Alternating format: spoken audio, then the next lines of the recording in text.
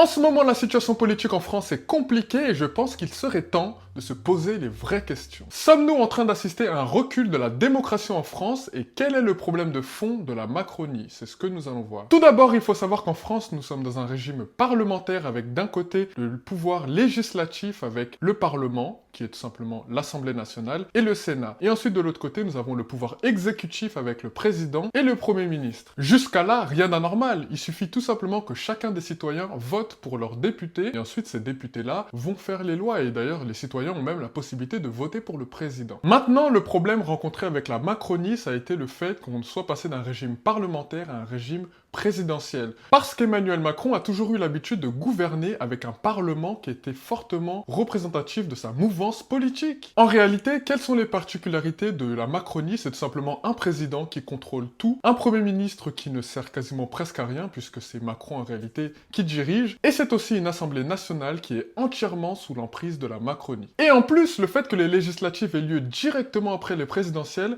l'avantage d'autant plus. Vous voyez donc qu'en réalité, Emmanuel Macron, pour gouverner, il a besoin de contrôler tous les pans de la vie constitutionnelle. Le problème, c'est que le type de gouvernance d'Emmanuel Macron n'est pas fait pour avoir des oppositions. Plus il y a des oppositions, moins il a de marge de manœuvre et donc ça crée une paralysie. Et là, en plus, en ce moment, on peut le voir avec le nombre de premiers ministres qui sont renversés, le nombre de premiers ministres qui se succèdent, parce que tout simplement, à l'Assemblée nationale, ça ne passe plus. Moi, personnellement, je vous le dis clairement, en cas de dissolution, je pense que la situation sera même encore pire. Et Emmanuel Macron, en vrai, hier, je vous disais comme quoi il faudrait qu'il démissionne, mais je pense pas qu'il démissionnerait parce que, voilà, vous connaissez bien le personnage, mais aussi, vous savez qu'une démission d'un président, ça a de fortes conséquences économiques. Je pense que si jamais il démissionnait, les gars, il se passerait une dinguerie, le pays plongerait dans une instabilité, sachant qu'en plus, pour le remplacer, qui prendrait les rênes? Parce que là, aujourd'hui, comme on peut le voir, on est divisé entre la gauche et l'extrême droite. Il n'y a pas vraiment de parti qui sort du lot, donc ça créerait une instabilité institutionnelle, et ça, vous savez que les gens n'aiment pas ça. Vous, en tout cas, dites-moi ce que vous pensez de cette situation. En tout cas, pour moi, même s'il change de Premier ministre